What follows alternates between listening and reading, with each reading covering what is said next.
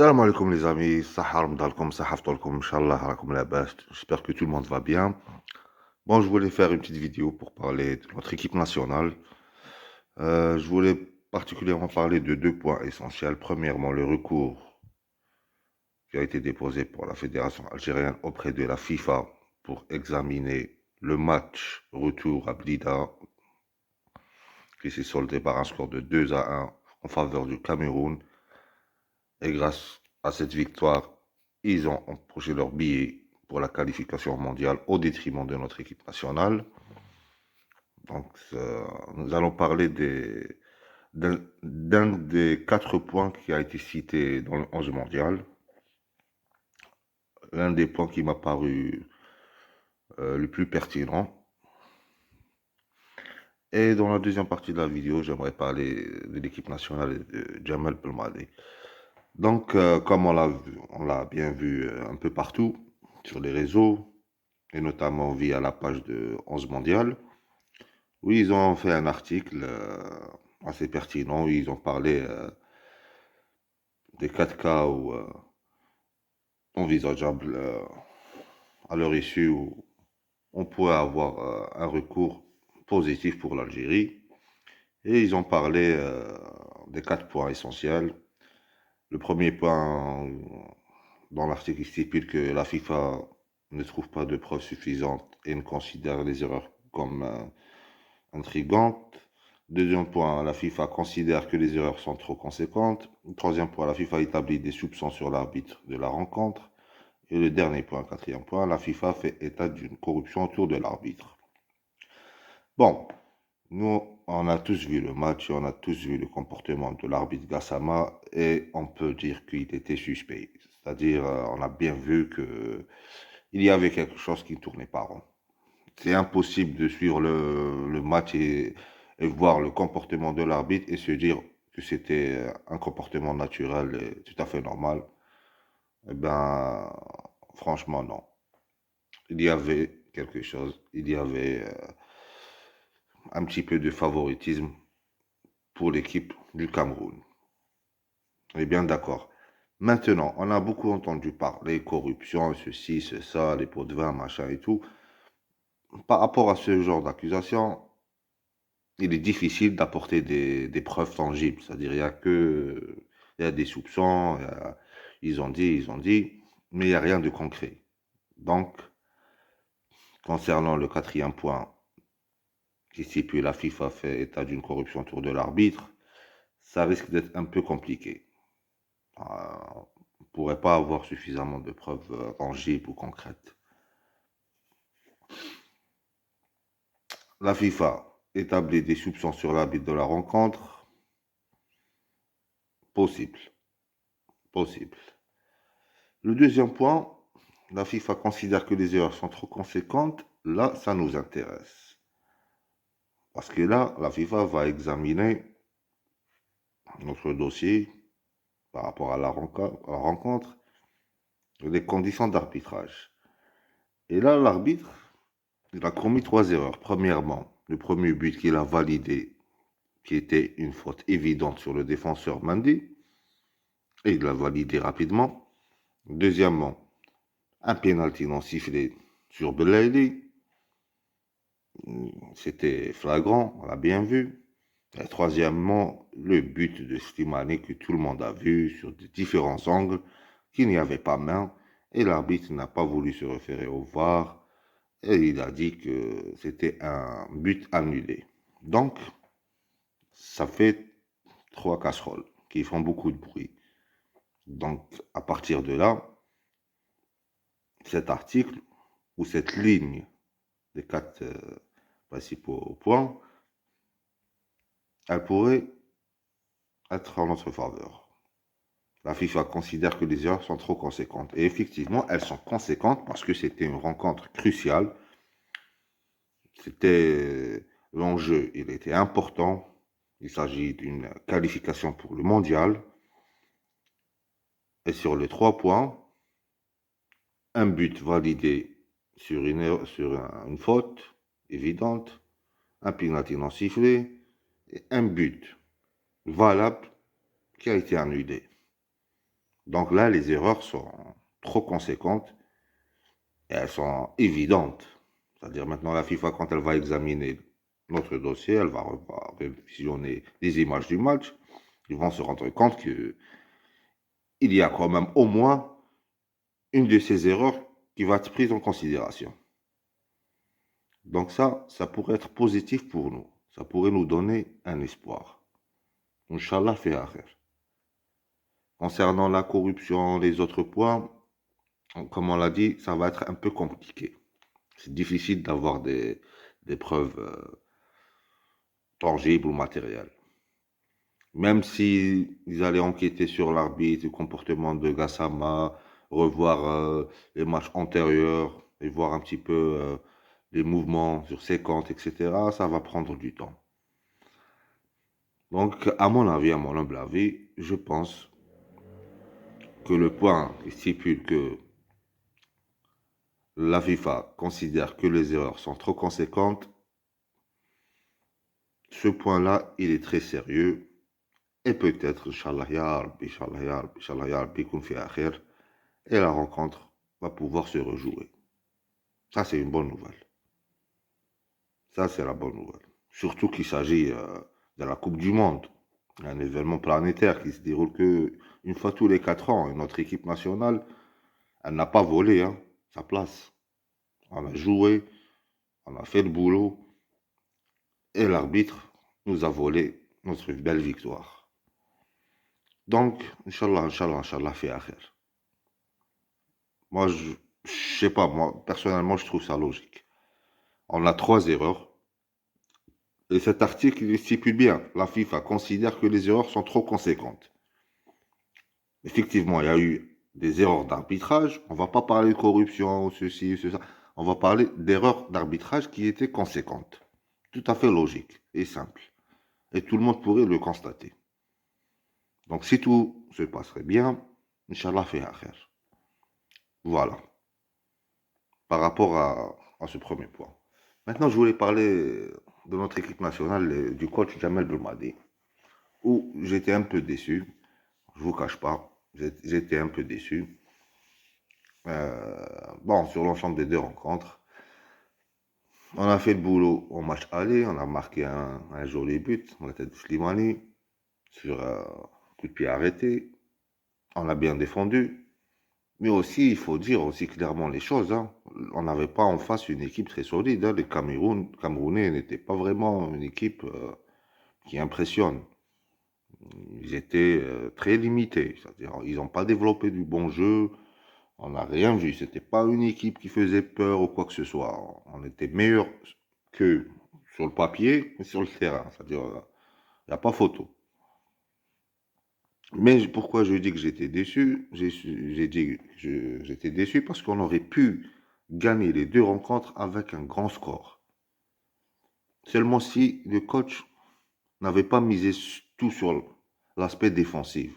Jouer avec 5 défenseurs, ça me semble que c'est un peu exagéré, hein. Surtout face à une équipe camerounaise qui, comme je l'ai dit, elle n'était pas vraiment... faisait pas peur cette équipe. Ils n'ont rien montré, les Camerounais. C'est vrai qu'ils nous ont mis 2 buts, mais des buts qui... c'est le résultat aussi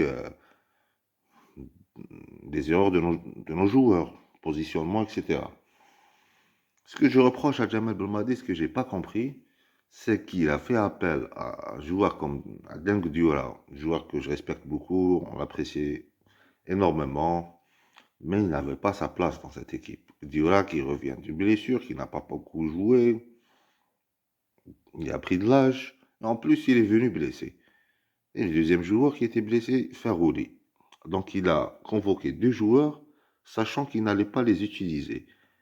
En contrepartie, on avait un joueur comme Yassine Brahimi. Yassine Brahimi qui a été élu meilleur joueur de la Coupe arabe, qui a fait une superbe compétition. On a bien vu Yassine Brahimi sur le terrain, il se donne à fond. Et on a joué sans un joueur qui pouvait animer les phases offensives dans notre jeu. On n'avait pas vraiment un meneur de jeu face au Cameroun. Et là, on avait besoin d'un joueur comme Yassine Brahimi, capable de retenir le ballon, capable de faire des transitions entre le milieu et l'attaque. Il aurait pu apporter beaucoup, beaucoup de bien et beaucoup de fraîcheur pour notre équipe. Surtout à Blida. Surtout à Blida. Brahimi, je sais pas, le pauvre, il a été victime de cette histoire de rond-point, il tourne sur lui-même, qu'il garde trop le ballon, etc. D'un revers, on a tout effacé de Yassine Brahimi. On a tous oublié sa page qu'il a écrite avec le FC Porto. On a vu Yassine Brahimi jouer au plus haut niveau. On a vu les capacités de ce joueur, le potentiel qu'il avait. Je trouve que Mdloum, Yassine Brahimi, sincèrement, j'ai de la peine pour lui parce que c'est un joueur exceptionnel. Il aurait pu apporter beaucoup de choses. C'est un joueur que j'aime beaucoup voir jouer. Il joue bien, il est efficace. Il aurait pu apporter beaucoup de choses à notre équipe. Je pense aussi à un joueur comme Boulaya aussi, qui aurait pu animer les phases offensives de notre équipe. On a bien vu que notre équipe avait beaucoup de mal pour la construction du jeu. Mahrez, il n'était pas à sa meilleure forme. En plus, Mahrez, il se sentait obligé aussi de jouer des fois en 10, des fois en ailier. Donc, ce qui fait, on avait vraiment besoin d'un joueur meneur de jeu. On n'avait pas ça. On avait juste deux joueurs au milieu, Smaïl Ben Nasser et Zerrouki. Bon, Zerrouki, il avait beaucoup, l'aspect de son jeu, il était beaucoup plus défensif. Et Ben Nasser, le pauvre, tout seul, il essayait de faire le grand boulot. Il s'est fatigué, il s'est donné à fond, mais seul, il ne pouvait pas faire grand-chose. Et un autre point, l'arrière gauche. Alors, Jamal Belmadi nous positionne Youssef Attal en arrière gauche. Bien qu'on dise que Youssef Attal a fait ses formations dans ce poste, etc., etc., mais depuis qu'il joue avec notre équipe nationale, il a toujours joué en arrière droit, en numéro 2. On l'a jamais vu sur le côté gauche. Et il y avait Touba qui était disponible, défenseur de qualité qui peut jouer dans l'axe et comme il peut jouer sur couloir gauche. Et on a bien vu son entrée en jeu, elle a fait beaucoup de bien. D'ailleurs, il a marqué le but. J'ai pas compris pourquoi il n'a pas fait appel aussi à Liechti. Liechti qui a fait une belle coupe arabe, un joueur qui a beaucoup de potentiel. Il a montré de belles choses. C'est ce que je reproche à Jamal Belmadi de rester dans ses certitudes. Il ne change jamais ses plans. Il compte toujours sur les mêmes joueurs. Je ne sais pas s'il a la nostalgie par rapport à 2019 et à la CAN, mais le contexte il est complètement différent. En 2019, on était outsider, personne ne nous attendait, on était la surprise. Mais maintenant, 3 années sont écoulées, toutes les équipes nous connaissent, ils ont vu comment on jouait, ils connaissent nos joueurs par cœur. Tout le monde est capable de citer la composition de notre équipe. Et Belmadi, il s'appuie toujours sur ces mêmes joueurs. Il n'a pas renouvelé son effectif et pourtant on avait vraiment un réservoir de joueurs, hein. Que ce soit les binationaux ou les joueurs locaux. On avait beaucoup de joueurs qui méritaient une place. Ils auraient pu nous faire beaucoup de bien. Et aussi dans son coaching, sa manière, toujours en retard, il fait des changements en retard. On a bien vu que Riyad Mahrez n'était pas dans son jour. On aurait pu faire rentrer Razel dès le début. Dès le début, faire rentrer Razel. On a bien vu que Belaïdi se fatiguait aussi. On aurait pu le changer. C'est ce que j'arrive pas à comprendre. Pourquoi Jamel Belmadi préfère compter sur des joueurs blessés ou sur des joueurs qui n'ont pas beaucoup joué, comme Attal, comme Diola, comme Ferroudi, alors qu'il y a d'autres joueurs tout frais, disponibles, qui ont fait beaucoup de matchs, qui auraient pu donner beaucoup de choses. C'est le truc que j'arrive pas à comprendre dans le fonctionnement du coach Jamel Belmadi. Maintenant, on ne dit pas qu'il est bien, qu'il n'est pas bien, on va pas nier qu'il a fait des belles choses avec notre équipe. Il a gagné la CAN, il a eu son heure de gloire avec les 35 rencontres d'investibilité. Il a fait des belles choses. Mais depuis la CAN, et sincèrement, même la CAN, on avait passé ça, on avait zappé, on s'est dit, Malish, la CAN, les aléas, le Corona, etc. On avait les échéances de la Coupe du Monde, de la qualif, qui étaient beaucoup plus importantes, c'est-à-dire Nsina à la CAN. Tellement on voulait cette qualification pour le mondial. Et malheureusement, les choses ne se sont pas passées. Bon, c'est clair que Gassama y est pour beaucoup.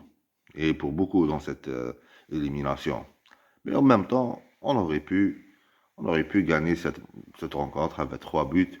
Déjà, de un, tu joues à Blida, c'est-à-dire tu dois marquer beaucoup de buts pour assurer la qualif. Et deuxièmement, jouer avec un schéma tactique offensif pour le spectacle, pour les supporters qui étaient là, les pauvres supporters qui, on a vu dans quelles conditions ils étaient mis pour venir assister à ce match.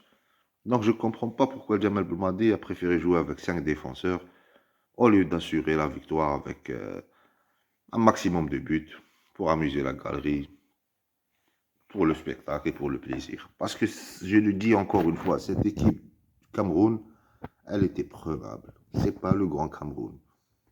Ils avaient beaucoup de lacunes. Beaucoup, beaucoup de lacunes. Surtout, ils avaient un coach avec qui ils n'ont pas bossé pendant beaucoup de temps. Une équipe en construction, un nouvel entraîneur, il n'avait pas beaucoup de temps pour préparer la rencontre. Je vais bien qu'on me dise, oui, le Cameroun a mis 2 buts, mais le coach, il n'a pas travaillé avec eux suffisamment de temps pour dire sérieusement qu'ils étaient bien préparés, etc., etc. Donc, c'était des faits de jeu, ils ont marqué 2 buts. Le problème aussi, qu'on a tous remarqué, on marque un but, après on se relâche, la rigueur, elle disparaît, notre placement, il est fait n'importe comment, et on encaisse un but. C'est-à-dire là aussi, le coach, il aurait dû, il aurait dû monter au créneau et demander à ses joueurs de rester concentrés jusqu'à la fin de la rencontre.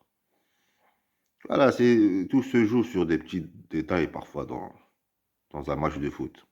Et justement, le coach, ça fait partie de son travail, de mettre les points sur les i, sur ces petits détails justement.